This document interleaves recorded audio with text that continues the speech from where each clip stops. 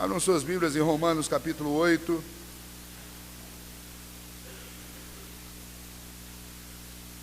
Do versículo 29 ao versículo 31.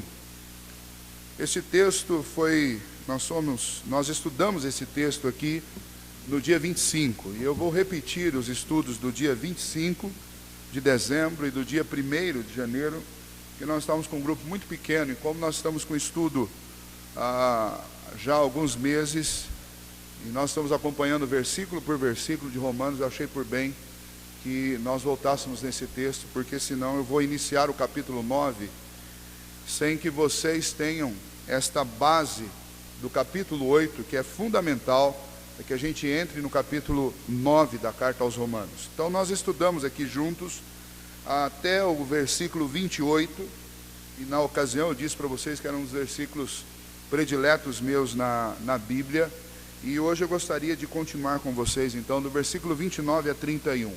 Esse texto é um texto que comumente é dito a respeito dele, que ele é o texto que contém a corrente dourada, principalmente ou especialmente para os crentes reformados, ou os crentes da tradição reformada, que sustentam as doutrinas que foram estabelecidas na ocasião da reforma no século XVI. E então esse texto tem uma das principais bases, embora não seja a única, mas é uma das principais bases para doutrinas como a doutrina da justificação, como a doutrina da eleição, como a doutrina do chamado eficaz e a doutrina da perseverança dos santos. Está tudo aqui em poucos versículos, nós temos esta doutrina estampada. Eu gostaria de, nesta manhã, aproveitar esse texto. Não dá para examiná-lo exaustivamente, mas nós podemos pegar aquilo que é principal nesse texto para a nossa edificação nesta manhã. Leamos então juntos estes 3 versículos, Romanos capítulo 8, do versículo 29 até o versículo 31. Leamos. Porquanto aos que de antemão conheceu, também os predestinou para serem conformes à imagem de seu Filho, a fim de que ele seja o primogênito entre muitos irmãos. E aos que predestinou, a esses também chamou. E aos que chamou, a esses também justificou. E aos que justificou, a esses também glorificou. Que diremos, pois, à vistas destas coisas? Se Deus é por nós, quem será contra nós? Vamos orar mais uma vez. Senhor, nos ajude, ó Pai, a compreender esta palavra do Senhor. E que o Senhor nos livre dos erros, dos enganos, ó Deus, que já foram, ó Pai, sustentados por tantos homens na história, exatamente no que tange a interpretação destes 3 versículos. Que o Senhor nos ajude, ó Pai, que o Teu Santo Espírito nos ilumine, e que nós possamos, ó Deus, pela fé, entender, segundo, ó Pai, a vontade do Senhor esse texto, não segundo, ó Deus, as intenções humanas, mas segundo a revelação do Espírito Santo do Senhor, através da iluminação dele ao nosso coração e à nossa mente. Em nome de Jesus que oramos. Amém. Muito bem. Um jeito comum de descrever esta corrente dourada que aparece aqui, especialmente a partir do versículo 30, que é a predestinação, que é o chamado, a justificação e a glorificação, ele foi também traduzido lá no inglês como tulip. E isso deu o título a um livro que muitos de vocês possivelmente tenham em casa. É um livrinho pequeno, tem por título Tulip. Tulip é a abreviação dos 5 pontos também conhecidos como 5 pontos do calvinismo. Estes 5 pontos do calvinismo, que eu vou citá-los daqui a pouquinho, eles foram estabelecidos muito depois de Calvino. Eles não foram escritos neste formato, como eu vou ler aqui, por Calvino. Porque quando Calvino escreveu as Institutas da religião cristã, ele não estava fazendo e nem realizando nenhuma demanda teológica com um grupo específico, que ele precisasse sintetizar o pensamento dele, que estava montado sobre o pensamento das Escrituras, para defender alguma coisa, mas ele estava simplesmente sistematizando um grupo de doutrinas, ou todo aquele conjunto de doutrinas encontrado nas Escrituras. Ele estava sistematizando isso de uma maneira lógica, de uma maneira que fosse fácil, didaticamente, de ser apresentado.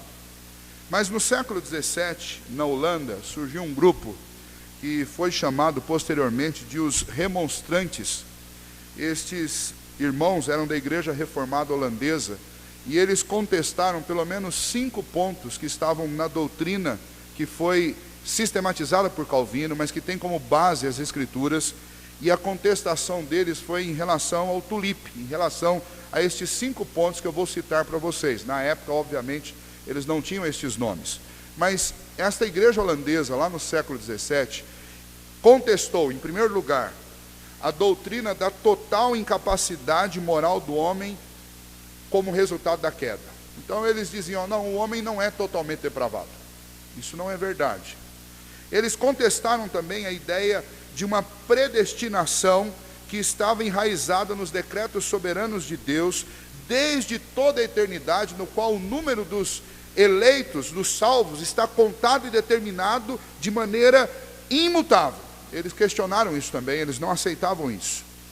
A terceira contestação deles era a ideia de que a morte de Cristo na cruz, ela foi uma expiação limitada, ou seja, Cristo morreu exatamente pelo número correto daqueles que iam ser salvos. A morte dele não foi por ninguém, por nenhum a mais, mas foi exatamente por aqueles que o Pai escolheu desde a eternidade. Eles contestavam isso, eles diziam, não, a expiação ela é universal e qualquer um que crer, independe dos planos de Deus, qualquer um que crer pode ser salvo. Eles contestaram também a doutrina do chamado eficaz. Eles não acreditavam que aquilo que faz com que um homem se renda ao Senhor é exatamente um chamado eficaz de Deus no coração do homem, realizado pelo Espírito Santo de Deus. Não, eles contestavam isso. Para eles, a condição de aceitar ou não Deus é uma condição 100% humana. É o homem que define isso mediante o ouvir a palavra de Deus. E por último, eles contestaram a ideia da perseverança dos santos. Eles contestaram a ideia de que uma pessoa, uma vez que foi convertida verdadeiramente a Cristo, essa pessoa jamais pode cair. Jamais ela se perderá. Eles contestaram essa ideia, eles disseram que não. Por causa dessas contestações, o sínodo, chamado Sínodo de Dort, que você pode encontrar uma confissão do Sínodo de Dort, que está sendo vendida ali na nossa livraria, que é um resumo daquilo que foi definido neste sínodo lá do século XVII. O Sínodo de Dort, reunido todas as igrejas reformadas da época, eles estabeleceram um conjunto de doutrinas baseado em 5 pilares, e estas doutrinas, elas foram a resposta da igreja reformada aos remonstrantes, lá da igreja reformada holandesa no século XVII. E o resumo destas doutrinas, em inglês, as primeiras palavras juntas geram esta frase, ou esta palavra tulip, mas traduzindo para o português, estas 5 doutrinas, elas são descritas da seguinte maneira: depravação total do homem, eleição incondicional, expiação limitada, graça irresistível e perseverança dos santos. Daí você pergunta, pastor, de onde os reformados, lá no Sínodo de Dort, tiraram essas convicções? Essas convicções foram extraídas das Escrituras. Elas estão baseadas em inúmeros textos das Escrituras, e sobre esses textos, entre eles, especialmente o texto de Romanos capítulo 8, versículo 29 e 30, é uma demonstração clara de uma construção doutrinária que foi feita desde Moisés e resultou nesta conclusão que Paulo coloca de forma brilhante aqui no capítulo 8, no versículo 29 a 31. Aí nós vamos voltar um pouquinho lá no contexto do capítulo 8. Lembra que o capítulo 8, o apóstolo Paulo está trabalhando a segurança do crente. Como que um cristão pode ter segurança de que de fato ele está salvo e que de fato ele não precisa temer o futuro? Paulo está falando sobre isso desde o início. Então Paulo falou sobre a inclinação, que aqueles que são salvos, que foram eleitos de Deus, eles estão espiritualmente inclinados. Ele fala da habitação do Espírito Santo, ele fala da justificação através de Cristo Jesus, e agora ele fala de um plano perfeito de Deus, que concorda com aquilo que ele disse no versículo 28, que todas as coisas cooperam para o bem daqueles que amam a Deus e que foram chamados segundo o seu decreto. Então o apóstolo Paulo está dizendo, isso então aconteceu por quê? Porque de antemão Deus nos conheceu, de antemão Deus nos predestinou e Ele preparou para nós um dia em que Ele nos chama eficazmente, e nesse chamado Ele se vale da justiça do seu Filho para cobrir as nossas injustiças, de forma que nós somos declarados justos por causa daquilo que Cristo fez, e então Ele nos santifica nesse processo para que um dia nós sejamos glorificados. E o apóstolo Paulo coloca a palavra glorificados no passado, Ele já nos glorificou. Tamanha a certeza e a convicção que ele tinha, que a obra do Senhor é perfeita e completa, ela não vai ser atrapalhada por nada. Este pensamento foi o pensamento que Calvino colocou nas Institutas, e daí alguém podia dizer assim, olha, mas esse é o pensamento de Calvino. Mas não é de Calvino, porque Calvino se baseou nas Escrituras e em Lutero para escrever isso. Aí você vai dizer, então essa é a doutrina de Lutero? Não, essa doutrina não é de Lutero, porque Lutero se baseou nas Escrituras e em Agostinho para escrever o que ele escreveu a respeito da predestinação e eleição. E daí você vai dizer, então essa doutrina é uma doutrina de Agostinho? Não, porque Agostinho se baseou em Paulo para escrever isso. Você vai dizer, então essa doutrina é uma doutrina do Novo Testamento, mas pastor, o que eu faço com o Velho Testamento? Eu vou dizer para você, Paulo se baseou em Moisés para estabelecer essa doutrina. E é em Cristo, obviamente, de quem ele aprendeu de primeira mão. Então essa doutrina é uma doutrina bíblica. Agora, existem complicações dentro dela que nos induzem ao erro? Existem. Existem principalmente por causa da distância que nós estamos, tanto cultural como gramaticalmente, da língua em que a Bíblia foi escrita, especialmente o Novo Testamento. Então, a igreja holandesa, ela estava cometendo um erro naquela época, baseado numa única palavra, que eu gostaria de falar com vocês aqui, que é o primeiro ponto do nosso texto. Eles estavam trocando predestinação por presciência. Então, eles entenderam que Deus não estava escolhendo pessoas, e Deus não estava separando pessoas desde a eternidade, porque Ele tinha escolhido essas pessoas, mas Ele estava fazendo isso porque Ele tinha um conhecimento prévio a respeito do que essas pessoas iriam fazer. Este equívoco e este engano continua sendo sustentado por muitas pessoas hoje, inclusive por presbiterianos, que são membros de uma igreja reformada. A nossa igreja é uma igreja de tradição reformada. E muitos crentes dentro da nossa igreja ainda sustentam esse equívoco. Que equívoco é esse? É o equívoco de dizer assim, não, pastor, nós concordamos com a predestinação, só que não é bem do jeito que a gente ouve por aí. Na realidade, Deus predestinou por quê? Porque Deus viu quem ia aceitar, porque Deus viu quem ia ser bonzinho, porque Deus viu quem ia ser legal, e então Deus escolheu essas pessoas. Isso é uma mentira. Isso é uma mentira. Por quê? Porque a Bíblia diz que Deus, olhando do céu para a terra, não viu um justo sequer. Então, ou Deus se equivocou na hora que Ele previu, ou nós pioramos. Nenhuma das duas coisas é real. O fato é que nós temos uma dificuldade para entender algumas colocações bíblicas, exatamente porque nós não temos a mesma compreensão que os crentes tiveram no primeiro século, quando eles leram o que Paulo escrevia. Então eu vou mostrar para vocês algo interessante. Primeiro, nós vamos desmistificar a seguinte ideia: para que eu possa crer nessa corrente dourada, eu preciso entender corretamente qual que é o ponto de partida. Deus predestina, Deus chama, Deus justifica e Deus glorificou. Por que Ele faz isso? Por presciência ou por escolha? Vamos ver no texto. Versículo 29 começa assim: porquanto aos que de antemão conheceu. Vamos parar aqui. A igreja holandesa diz assim, olha, esse conhecimento aí é o conhecimento cognitivo. Ou seja, Deus, pela sua onisciência, Ele viu a história dessa pessoa completa, e Ele viu o que essa pessoa ia fazer, e então Ele escreveu, esse daí vai optar por mim, então está eleito. Isso seria um conhecimento cognitivo. Mas de fato, quando Paulo falou de antemão conheceu, ele não estava falando em cognição. Cognição é esse conhecimento intelectual que nós temos das coisas. Eu conheço fulano de tal porque eu vi, conversei, tenho amizade com essa pessoa. Não, o apóstolo Paulo não estava falando disso. E aliás, nas Escrituras, tanto no Antigo Testamento quanto no Novo Testamento, nós temos que tomar um cuidado muito grande com algumas palavras. Uma delas é a palavra conhecimento, ou conhecer. Porque nas Escrituras, conhecer aparece com dois sentidos.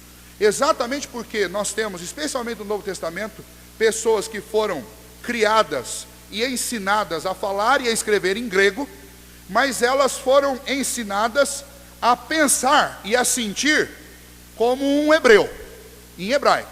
E aí nós temos um grande problema. Que problema é esse? Que conhecer para um hebreu não era a mesma coisa que conhecer para um romano. O romano, quando ele falava de conhecer, ele estava falando de cognição, conhecimento intelectual. O hebreu, quando ele estava falando de conhecer, ele estava falando de duas coisas. Ele estava falando também de conhecimento cognitivo, mas principalmente ele falava sobre conhecimento íntimo, interrelacionamento, amor, proximidade. Se você for ler, por exemplo, Gênesis capítulo 4, você pode abrir lá, por favor. Nós temos o encontro aí de Adão com Eva, e depois nós temos a queda, e lá no capítulo 4 de Gênesis, nós encontramos algo interessante. Depende muito da sua versão, não sei como que está traduzido na sua, mas o versículo 1 diz assim, do capítulo 4: coabitou o homem com Eva, sua mulher, esta concebeu e deu à luz a Caim. Então disse: adquiriu um varão com o auxílio do Senhor. Se a sua versão é revista e corrigida, talvez você tenha aí, vai aparecer lá da seguinte maneira, porque na revista atualizada já foi corrigido. Mas durante muito tempo nós lemos esse texto da seguinte maneira: e conheceu Adão a Eva, sua mulher, e ela concebeu. Tem alguém aqui que está com a revista corrigida, que está aparecendo assim? E conheceu. A sua da coabitou? Então, mas nós temos muitas versões que você vai encontrar a palavra conheceu. Agora, na sua, com certeza, o texto de Mateus, pode abrir lá, porque esse daí ninguém conserta, esse daí continua desta maneira. Você pode abrir lá em Mateus, capítulo 1, quando fala a respeito do nascimento de Jesus, você tem da seguinte maneira, versículo 24 do capítulo 1 de Mateus, 24 e 25, diz assim: despertado José do sono, fez como lhe ordenara o anjo do Senhor, e recebeu sua mulher, Maria. Contudo não a... O que está escrito aí? Conheceu. Portanto, contudo não a conheceu, enquanto ela não deu à luz a um filho, a quem pôs o nome de Jesus. O que é conheceu aí? É uma relação íntima, é um relacionamento profundo e íntimo de amor. Se você for para 1 Coríntios, você vai encontrar também alguma coisa a respeito disso, assim também como no capítulo 1 de Romanos, você encontra também esta mesma questão aparecendo lá, quando a palavra de Deus diz que o mundo não o conheceu. O mundo não conheceu Deus. O Senhor Jesus veio também, e a Bíblia diz que o mundo não o conheceu. Não, mas conheceu sim, o mundo da época conheceu Jesus. O que conheceu significa no Novo Testamento? Significa tanto conhecimento cognitivo, mas significa também relacionamento, amor, intimidade. Esse tipo de conhecimento é o conhecimento do qual o apóstolo Paulo está falando. Porque veja só, se o apóstolo Paulo está falando, porquanto aos que de antemão conheceu, e conhecimento aí fosse uma questão cognitiva, então em nenhum momento eu poderia dizer que Deus é onisciente, porque quando eu digo que Deus é onisciente, eu estou dizendo que Deus cognitivamente conhece absolutamente tudo. Como é que Paulo, que é um profundo conhecedor de Deus, vai dizer assim, porquanto aos que de antemão conheceu? Então, ou Paulo estaria falando de todos, ou Paulo estaria cometendo um grande erro e estaria afirmando que Deus então não é onisciente. Então, conheceu aqui não pode ser um conhecimento cognitivo. Portanto, então, aqui não é presciência. Aqui não é, olha, Deus viu o que eu ia fazer e então Deus me escolheu. Não, conhecer aqui é amar. Conhecer aqui é se sentir atraído. Conhecer aqui é entrar numa relação profunda e íntima, que através dela, exatamente por causa dela, Deus decidiu então separar você para ser um filho dele, eleito. Então isto muda tudo. Então esse Conhecimento aqui não sendo algo cognitivo, mas sendo sim uma relação de amor, agora muda então. Agora eu posso entender que Deus está falando de predestinação sim, porque Ele, por um motivo que nós não sabemos, por um motivo que nós não compreendemos, porque somos pecadores, somos maus, e lá no capítulo 9, quando nós lermos a respeito de predestinação, que Paulo vai dedicar o capítulo 9 só para isso, ele vai dizer que os gêmeos, se referindo a Jacó e a Esaú, não eram nem nascidos ainda para que praticassem alguma coisa boa ou mal, e Deus amou a um e se aborreceu de outro. Por que Deus fez isso?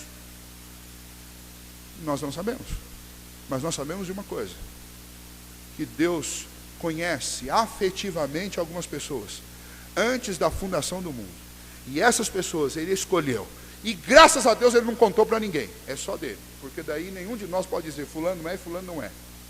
A nossa obrigação é ensinar, e a nossa obrigação é crer no propósito santo de Deus, o resto é com Ele. Mas o fato é então que presciência não é o que motiva Deus a escolher pessoas.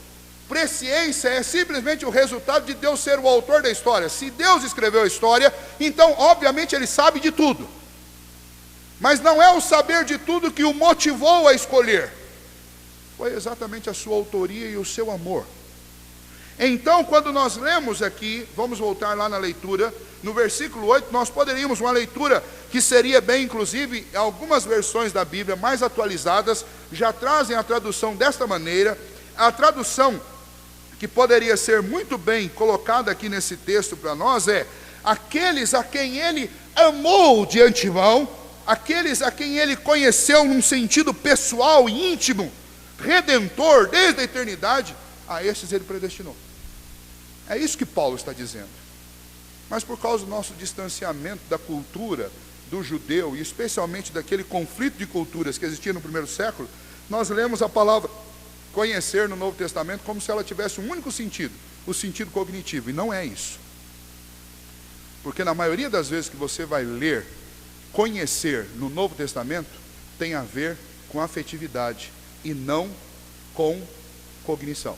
Faça essa pesquisa, vai ser muito bom. Leia todas as vezes que a palavra conhecer aparece no Novo Testamento e veja que na maioria das vezes nós estamos falando de uma relação de conhecimento. Especialmente um texto que para mim é o melhor de todos, que é esse texto aqui do encontro de José e Maria, mas o texto também onde Jesus, a palavra de Deus diz: Jesus veio para os seus e os seus não o receberam. E o receber ali também pode ser traduzido como conhecer. É a mesma palavra. Um outro texto é que Deus não conhece. Todas as vezes que você achar um versículo com a seguinte frase: Deus não os conheceu, aí você está com uma questão não cognitiva, porque Deus é onisciente, Ele conhece a todos. Então esse é o ponto de partida para nós. Bom, predestinação não se baseia em presciência, mas se baseia em quê? Num amor de Deus incondicional, que Ele sentiu pelos homens antes da fundação do mundo. Muito bem, então nós temos aí o primeiro ponto: aos que de antemão conheceu, a esses Ele fez o quê? Ele escolheu, Ele predestinou. E predestinou para quê? Normalmente nós falamos de predestinação, fulano de tal foi predestinado para ser salvo. Não. Obviamente que a salvação vai ser consequência, mas a predestinação não é para isso. Veja lá, versículo 30, e aos que predestinou, versículo 29, porquanto aos que de antemão conheceu, também predestinou, para o quê? Para serem conforme a imagem do seu Filho, a fim de que ele seja o primogênito entre muitos irmãos. Este aqui é o ponto importante para nós, que eu gostaria de frisar nesta manhã. Ora, as pessoas pensam da seguinte maneira: eu fui predestinado. Quem crê na doutrina, que é bíblica, eu fui predestinado, então eu não preciso me preocupar com mais nada. É aí que você se engana. Porque se estivesse escrito aqui, também os predestinou para a salvação, aí você podia fazer, sabe o quê? Cruzar os braços e falar assim: bom, agora é só ficar aqui e curtir a vida, porque eu fui predestinado para ser salvo, não tem que fazer mais nada. O problema é que você não foi predestinado para ser salvo. Você foi predestinado primordialmente para quê? Para ser conforme a imagem do seu Filho, a fim de que ele seja o primogênito entre muitos irmãos. Ou seja, Deus me predestinou antes da fundação do mundo, não para eu ficar aqui numa colônia de férias, mas Deus me predestinou antes da fundação do mundo, para que eu seja transformado dia a dia, para que eu me pareça a cada momento com o seu Filho, a fim de que o seu Filho seja, a imagem do seu Filho seja transmitida através da minha vida. Isso muda tudo. E o verdadeiro calvinista entende isso. Porque o falso calvinismo que é pregado por aí, é esse calvinismo que propõe uma religião fácil. Olha, é o seguinte, meu caro, você simplesmente tem que crer que você foi predestinado, e aí acabou, você não precisa fazer mais nada. Eu vou dizer para você, você não precisa fazer nada para ser salvo, de fato. Porque quem fez foi Cristo. Vou dizer outra coisa para você, você não precisa fazer nada para merecer, porque todo mérito é de Cristo. Vou dizer outra coisa para você, quem vai realizar a obra de santificação na sua vida é o Senhor. É Ele que começa, Ele que dá continuidade e Ele que termina essa obra. É Ele que nos glorifica, Ele que vai nos glorificar. Mas um compromisso é meu. Que compromisso é esse? É me tornar cada vez mais parecido com Cristo. E veja que o apóstolo Paulo, ele está tão comprometido com isso, que no texto que nós lemos de propósito nesta manhã, no texto de Filipenses capítulo 4, o apóstolo Paulo vai terminar no versículo 19 e 20, dizendo assim, olha, assim como vocês viram em mim, imitai estas obras. Sabe por que Paulo podia dizer isso? Porque ele estava tão comprometido em ser segundo a imagem do Filho de Deus, que ele podia falar para outras pessoas e imitá-lo, porque ele estava imitando a Cristo. E o nosso equívoco, muitas vezes quando nós falamos da doutrina da predestinação, e que gera um mal-estar em muita gente que ouve, é exatamente nós encerrarmos a frase dizendo que nós somos predestinados para ser salvos. De fato, a salvação é a consequência, porque quando eu me coloco debaixo da graça, da misericórdia e da justiça de Cristo, automaticamente eu sou salvo, porque não são as minhas obras que determinam a salvação, mas são as obras de Cristo. Mas o fato é que eu não fui salvo só para gozar ou desfrutar desse período aqui, como se eu estivesse numa colônia de férias. Não, eu fui predestinado para me tornar, para me comprometer, para me esforçar, para ser como Cristo foi. Então eu devo amar como Cristo amou, então eu devo cuidar das pessoas como Cristo cuidou, então eu devo cuidar das coisas de Deus como Cristo cuidou, então eu devo me esforçar para espelhar a vontade de Deus como Cristo espelhou. Como Cristo disse, a minha vontade é a vontade de Deus, o meu trabalho é fazer a vontade de Deus, o meu alimento é fazer a vontade de Deus. É para isso que eu fui predestinado. Então isso muda tudo. O que Cristo fez durante o seu ministério aqui? Ele serviu. O que um predestinado faz? Ele serve. O que Cristo fez durante o seu tempo aqui? Ele glorificou o Pai. O que um predestinado tem que fazer? Ele tem que glorificar a Deus. O que Cristo fez no tempo que Ele esteve aqui? Ele se sacrificou pelos outros. Então o predestinado tem que fazer o quê? Ele tem que se sacrificar pelos outros. O que Cristo fez durante o tempo que Ele esteve aqui? Ele foi completamente satisfeito com as coisas que Deus fazia. E o que um predestinado tem que ser? Tem que ser alguém plenamente satisfeito com Deus. Porque a salvação é consequência daquilo que Cristo fez por mim. Mas a predestinação foi para que eu me tornasse como Cristo, para que eu fosse semelhante, à imagem de Cristo Jesus.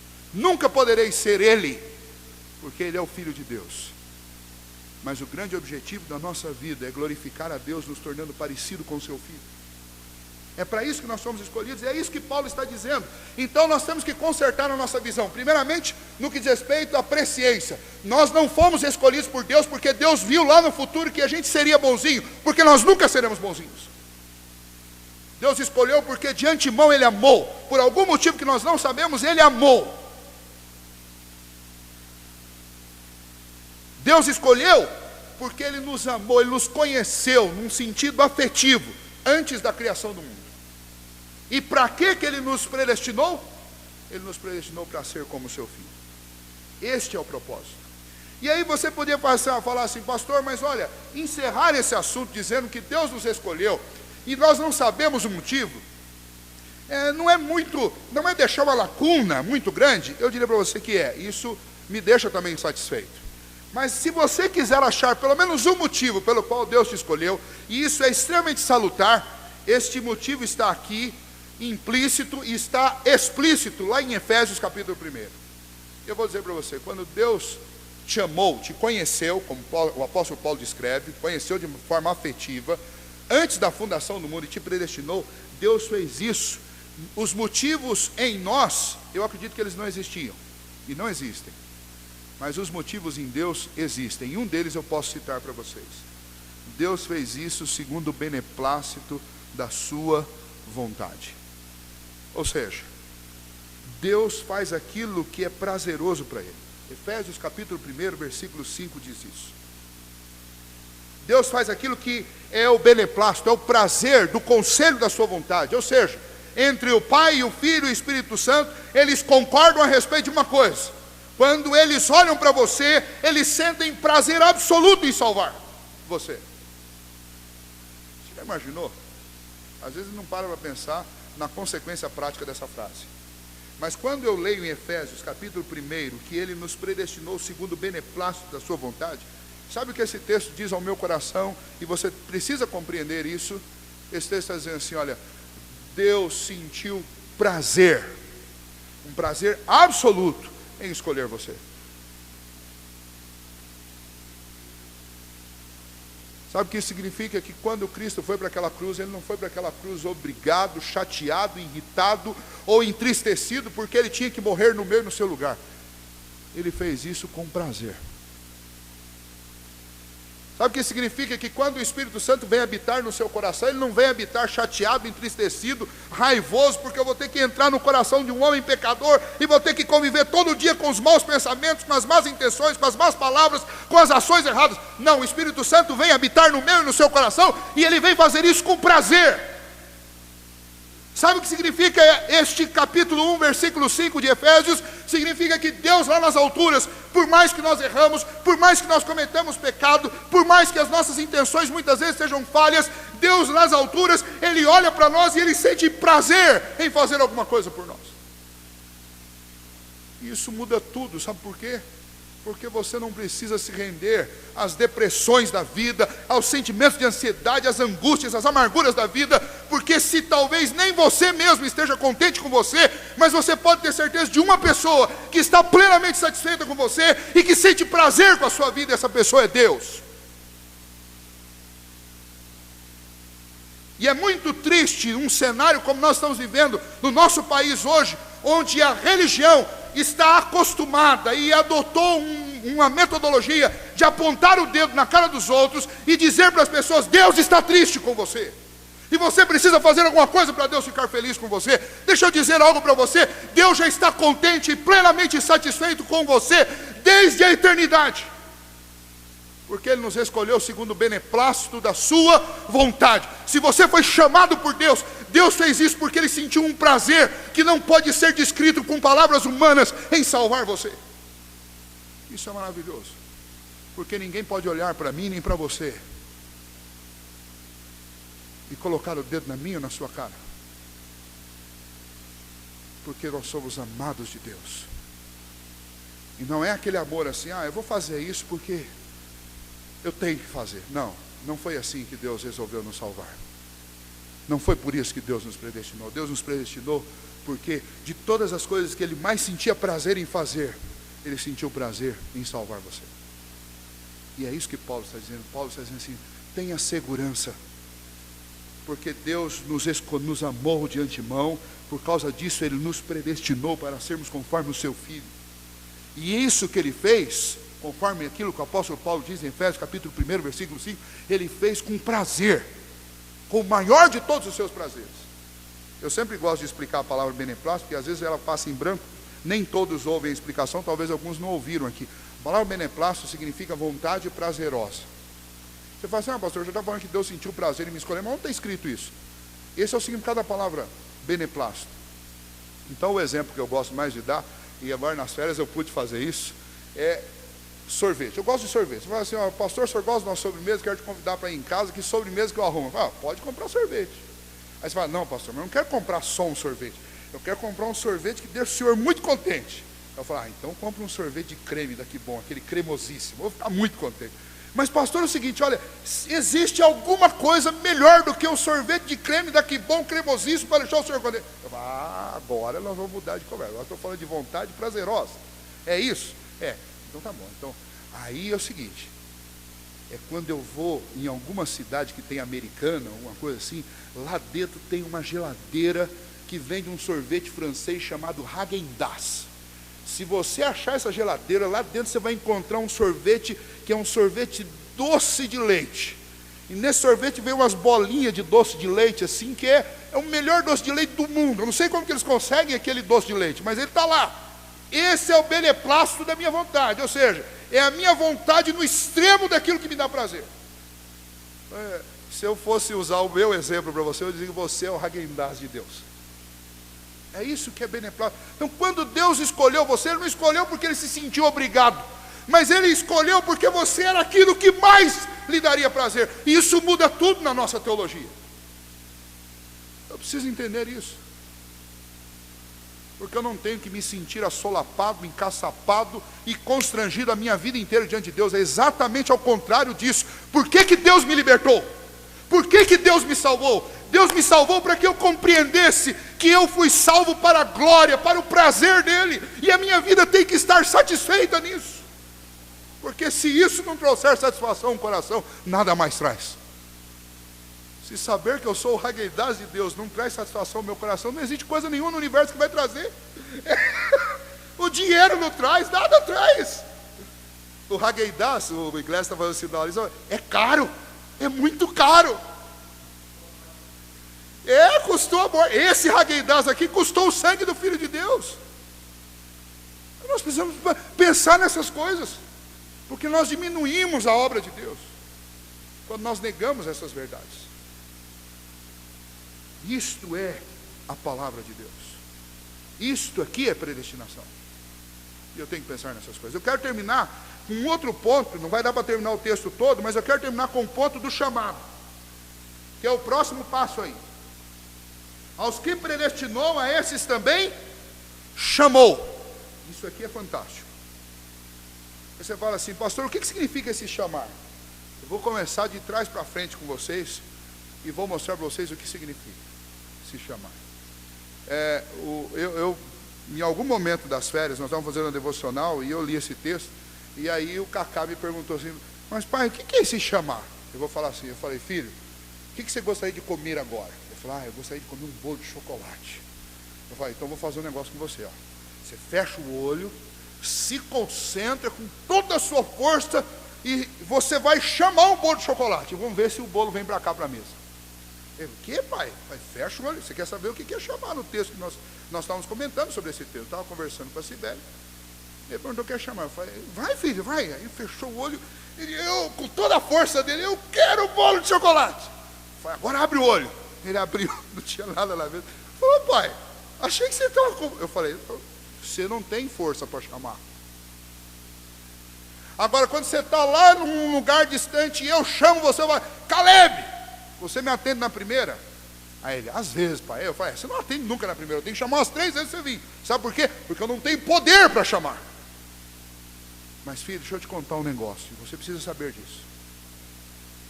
Quando Deus estava na sua eternidade, não existia nada.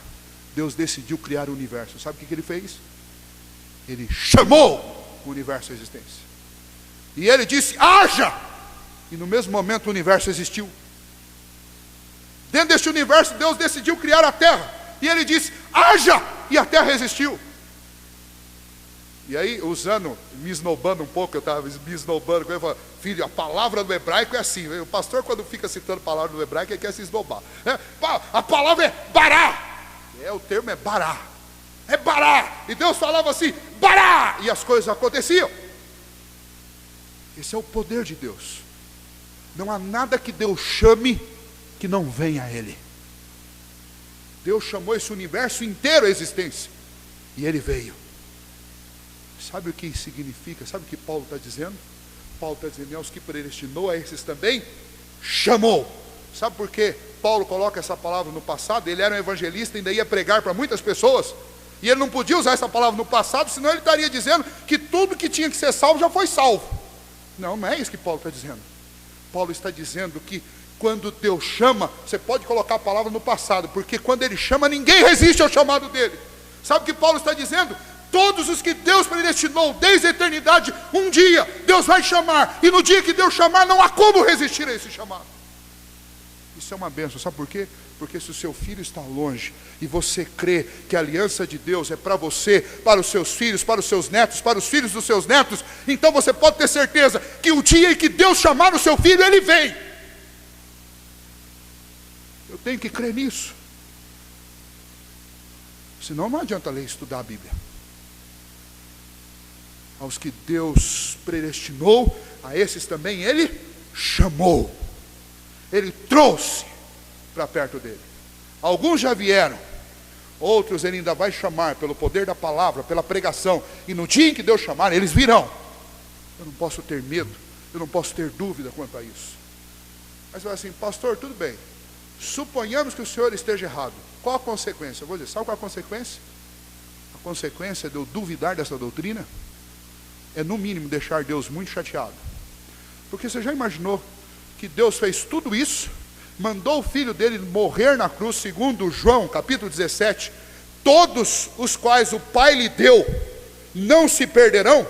Você já imaginou então, se eu digo que aquilo que Cristo fez na cruz foi por muitas pessoas, foi por todas as pessoas, se eu digo que alguém pode se perder da mão de Deus, ou alguém pode não atender o chamado de Deus, sabe o que eu estou dizendo? Eu estou dizendo assim, Senhor, o sangue do teu filho foi em vão por muitas pessoas.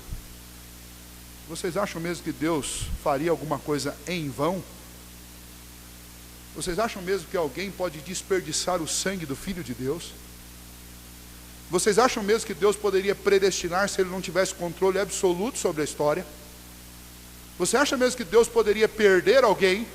Você acha mesmo que Deus deixaria na mão do homem a condição de aceitar ou recusar Deus? Não, Deus não faria isso. Porque a Bíblia deixa muito claro que até a sorte de um dado está nas mãos de Deus. Eu falo assim, pastor, nunca vi isso.